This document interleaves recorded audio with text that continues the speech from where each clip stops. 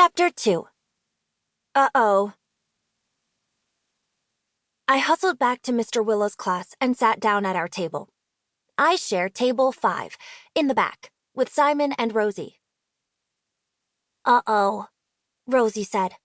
Rosie is a nickname for Rosa. What? I asked. She didn't answer. Instead, she poked Simon with her elbow and nodded her head in my direction. Simon looked at me. Simon isn't a nickname for anything. It's just Simon. He said, "Oh, no." They nodded at each other and then looked at me some more. What? I asked again. Rosie said, "There's something going on with you." No, there's not. Yes, there is, Simon said. What is it? Nothing, I answered, even though I knew there really was something. You're having one of your moments, Rosie said. We can see it in your eyes. No, I'm not. Yes, you are, Molly, Simon said. We've seen this look like 1,000,000 times. It's the exact same look you got before we jumped into the leaf pile a few weeks ago.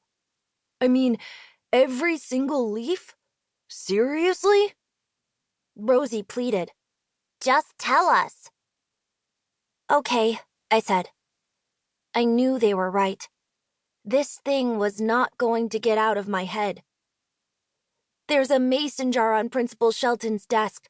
It's the kind of jar my mom uses to make raspberry jam. She gives the jam out at Christmas. What's so special about the jar on Principal Shelton's desk? Asked Simon. I answered, It's full of Skittles. And? Rosie asked. I want to know how many Skittles are in that jar, I whispered. I had to be quiet because Mr. Willow doesn't like talking. I'd seen Simon get in trouble enough to know that. He can be a total chatterbox sometimes. Mr. Willow has even called Simon's parents before, and I definitely didn't want that to happen to me. I need to know how many Skittles are in that jar. We can't sneak into the principal's office, dump out a bunch of Skittles, count them, and then put them back without anyone noticing, Rosie said. We'll totally get caught. And totally suspended, Simon added.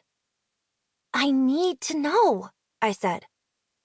It's one thing to not jump into the leaves until every single leaf in the yard is in the pile, Molly, Rosie said, shaking her head.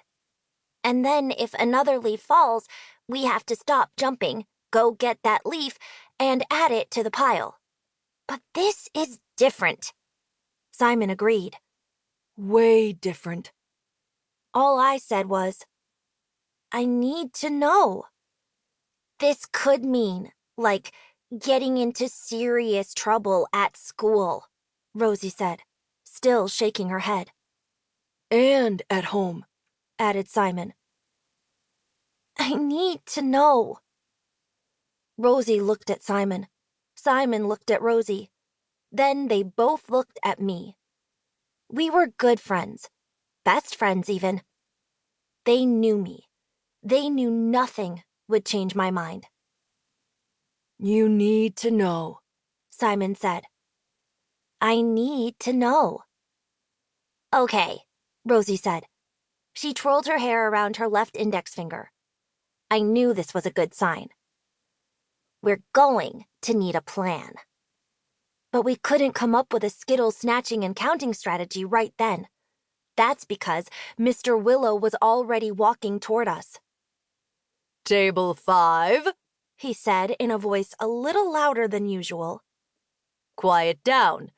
Everybody get your composition books out.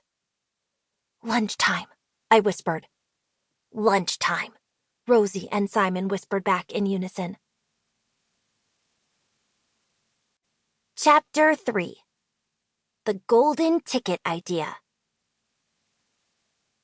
Rosie, Simon, and I sat at the table farthest away from the food, and farthest away from everybody else. Lunch was grilled cheese, tater tots, apple slices.